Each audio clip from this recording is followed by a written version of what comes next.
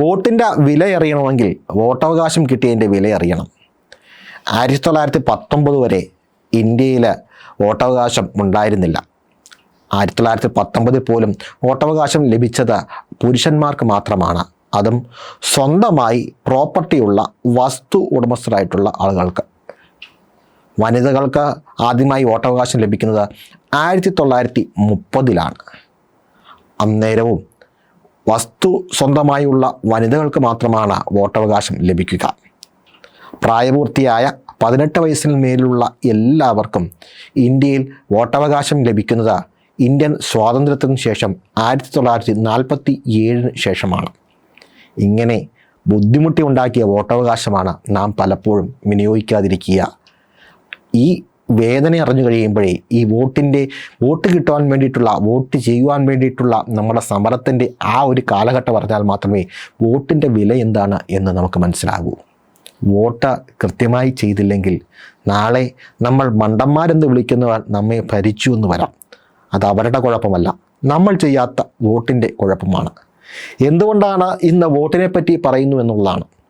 Panchayat Raj system ഇന്ത്യയിൽ വന്നിട്ട് അധികം കാലഘട്ടമായിട്ടില്ല. 1990-കളിലാണ് അത് ഇന്ത്യയിലെത്തുന്നത്. ത്രിതല പഞ്ചായത്ത്, ജില്ലാ പഞ്ചായത്ത്, ബ്ലോക്ക് പഞ്ചായത്ത്, ഗ്രാമപഞ്ചായത്ത് എന്ന ത്രിതല പഞ്ചായത്താണ് ഇന്ത്യയുടെ ഗ്രാമങ്ങളിൽ, അതായത് ഇന്ത്യയുടെ ആത്മാവിനെ ഭരിക്കുന്നത്. അവിടങ്ങളിൽ നടക്കുന്ന തീരുമാനങ്ങളാണ്, അതായത് ഗ്രാമസഭകളിൽ നടക്കുന്ന തീരുമാനങ്ങളാണ് നമ്മളെയൊക്കെ അനുദിനം ബാധിക്കുന്ന പല നിയമങ്ങളുടെയും അല്ലെങ്കിൽ പല തീരുമാനങ്ങളുടെയുമൊക്കെ അടിസ്ഥാനമെന്ന് പറയുക. പക്ഷേ നാം ഗ്രാമസഭകളിൽ പോകാറില്ല. കുറഞ്ഞപക്ഷം വോട്ട് ചെയ്യാനെങ്കിലും പോകണം. ഇതെന്തുകൊണ്ടാണ് പറയുന്നത് വെച്ച് കഴിഞ്ഞാൽ നമ്മുടെ ഗ്രാമസഭകളിലേക്കുള്ള വോട്ടെടുപ്പ്, ത്രിതല പഞ്ചായത്തിലേക്കുള്ള വോട്ടെടുപ്പ് ഇങ്ങെത്തുകയാണ്. എന്തിനാണ് ഇത് പറയുന്നതെന്നായിരിക്കാം. വോട്ട് എന്ന് പറയുന്നത് നമ്മൾ വിചാരിക്കുന്നതിലും വലിയ ആയുധമാണ്.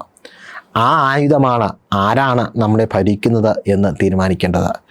ഈ വോട്ടിൽ നിന്ന്, ത്രിതല പഞ്ചായത്തുകാരായിരിക്കില്ല, ഈ വോട്ടിൽ നിന്ന് അധികാരം കിട്ടുന്നവരാണ് നാളുകളിൽ നിയമങ്ങൾ ഉണ്ടാക്കുന്നവർ. നിയമങ്ങളെ കുറ്റം പറയുമ്പോൾ നമ്മുടെ ഒരു വോട്ടാണ് ഓരോ നിയമത്തിൻ്റെയും കാരണം എന്ന് തിരിച്ചറിയുക. ഗ്രാമപഞ്ചായത്താണെങ്കിലും ശരി, ജില്ലാ പഞ്ചായത്താണെങ്കിലും, ബ്ലോക്ക് പഞ്ചായത്തിലാണെങ്കിലും, മുനിസിപ്പൽ പഞ്ചായത്താണെങ്കിലും, നിയമസഭയാകട്ടെ, ലോക്സഭയാകട്ടെ, വോട്ട് പാഴാക്കരുത്. വോട്ട് ശക്തിയാണ്.